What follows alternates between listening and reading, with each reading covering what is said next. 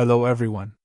I never thought I'd say this, but my life has just been turned upside down, and I need to tell it.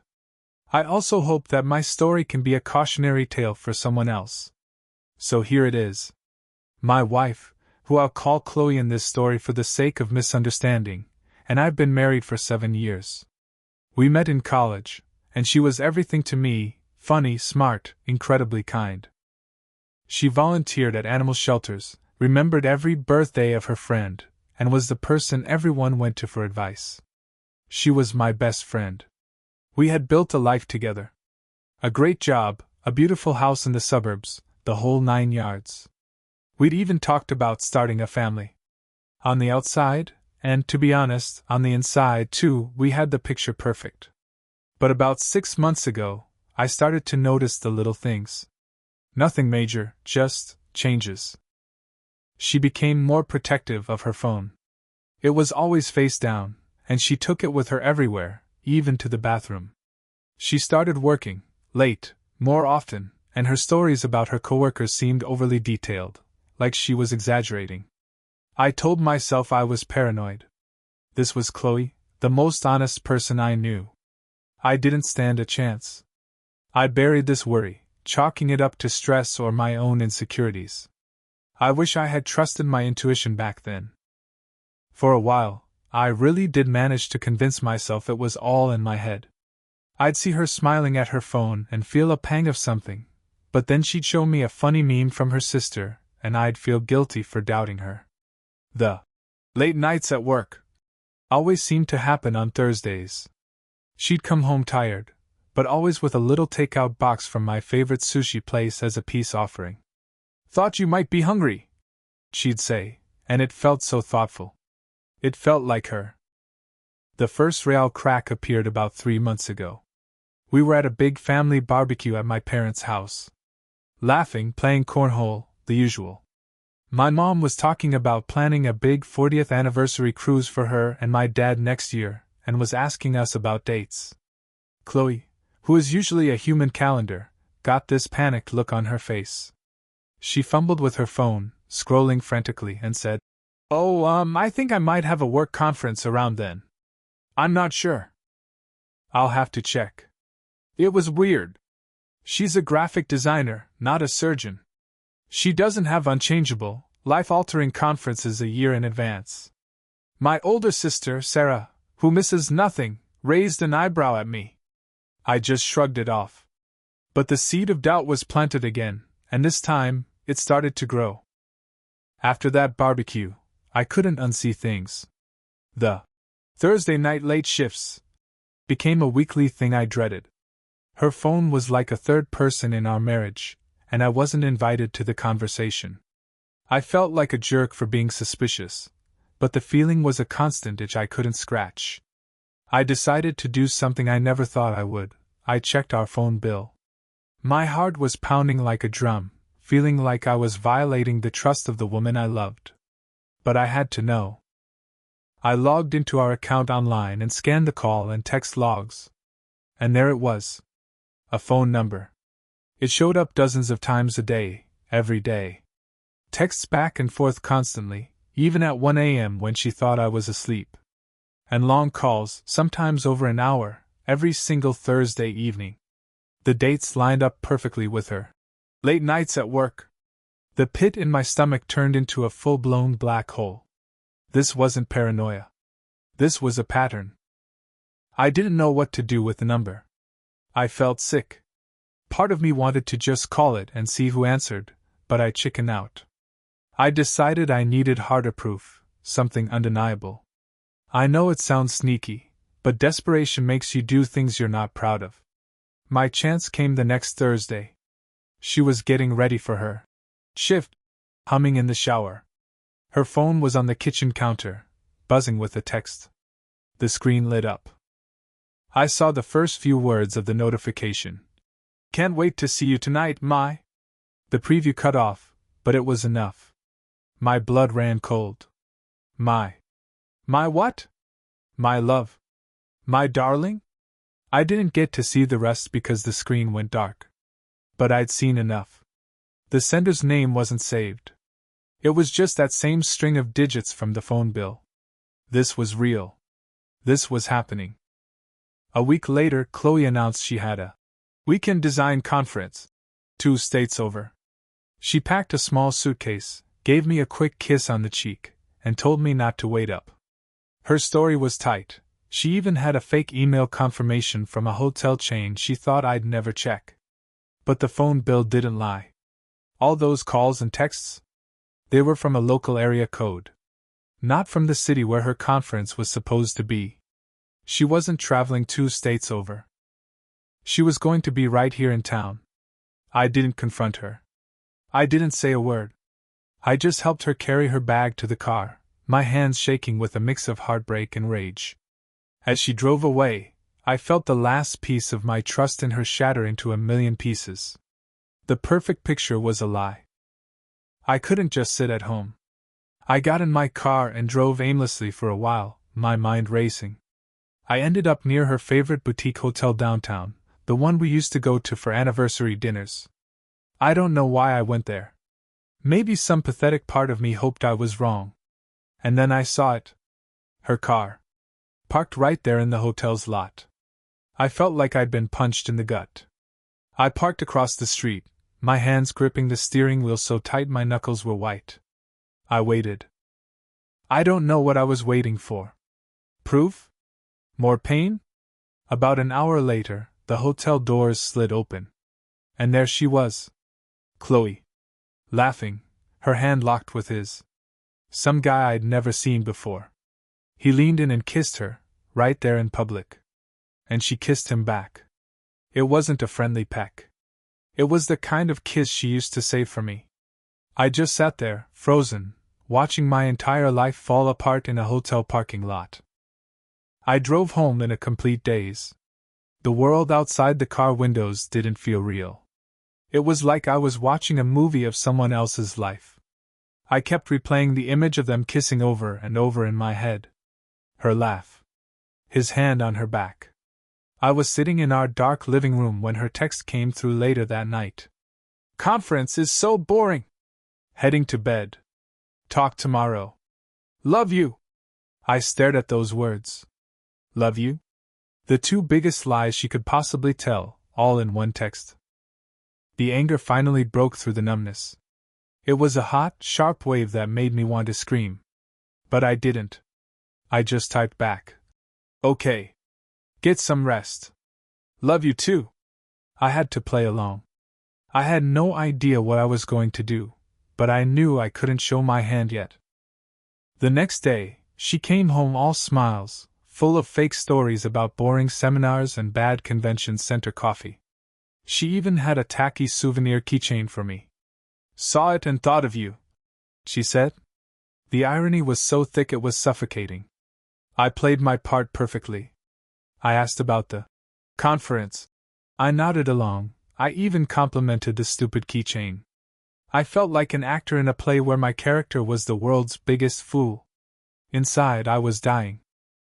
Every laugh of hers felt like a needle, every lie a knife twist. I knew I had to confront her.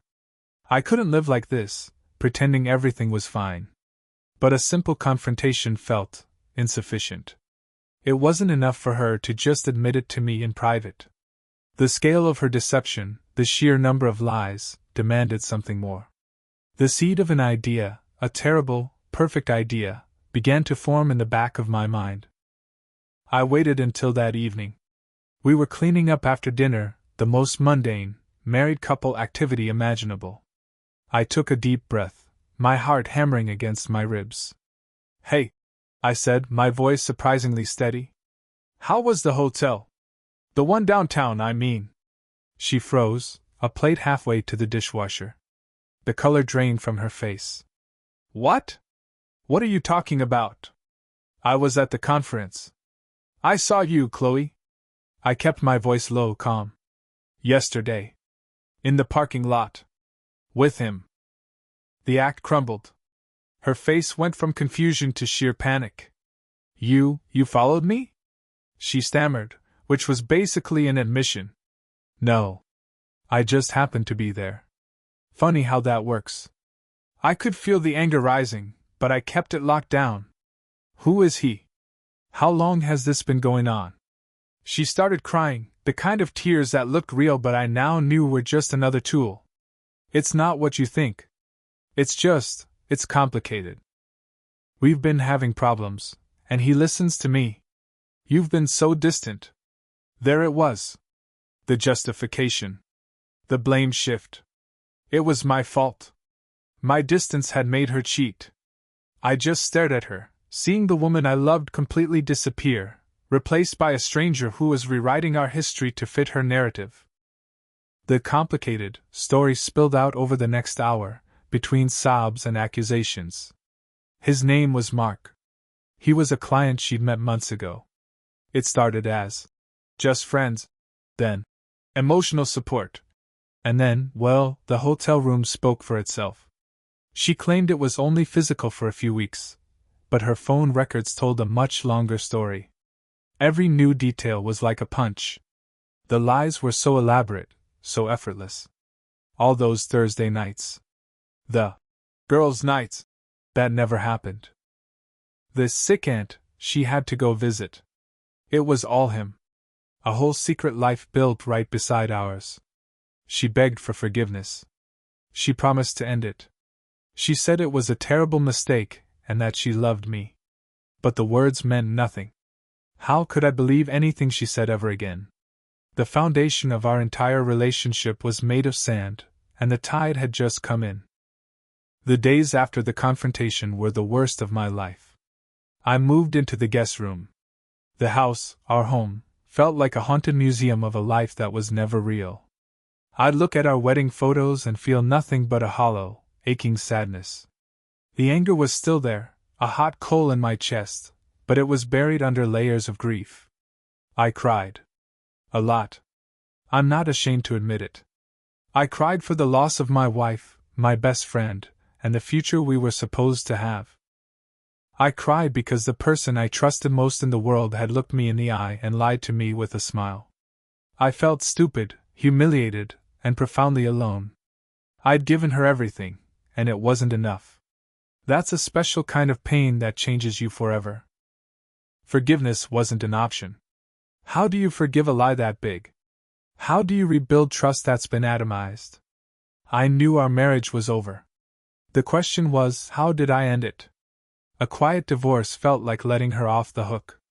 She got to have her affair, and then we just quietly dissolve our life together? She'd get to control the narrative, tell our families and friends her watered-down version of events where she was the conflicted victim.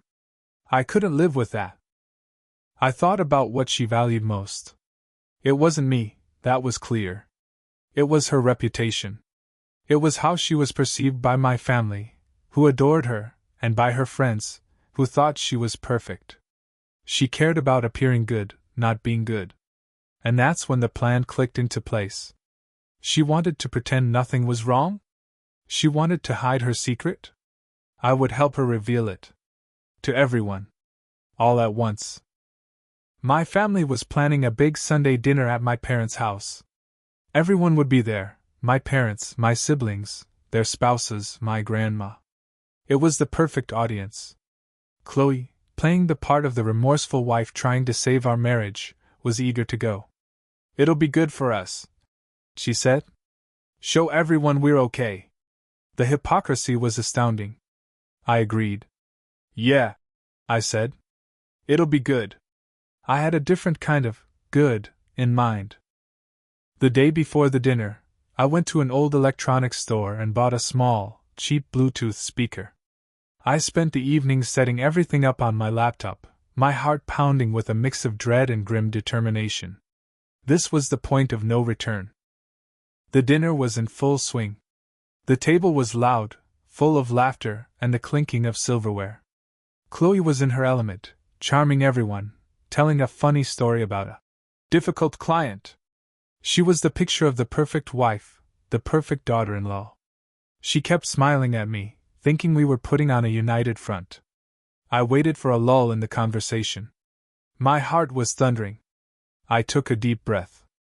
"Hey, honey," I said, my voice cutting through the chatter. Everyone looked at me. Chloe smiled, expecting a sweet compliment. You left your iPad in my car the other day. I plugged it in to charge for you.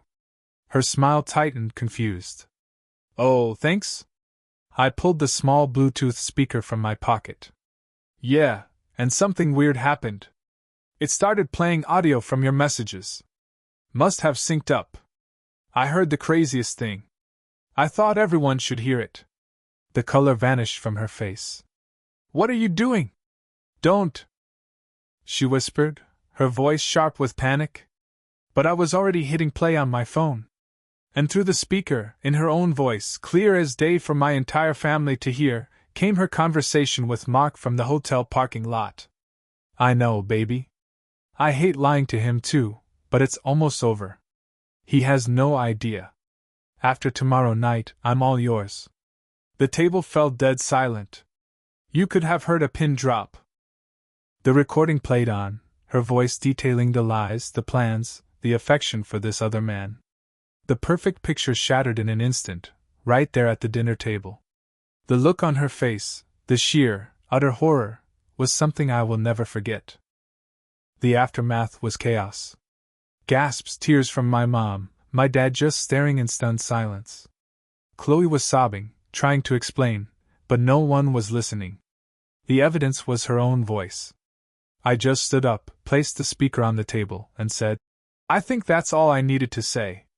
And I walked out. It's been a few months now. The divorce papers are filed. It's messy, but I'm free. I won't lie, the revenge felt good in the moment. It felt like taking back power.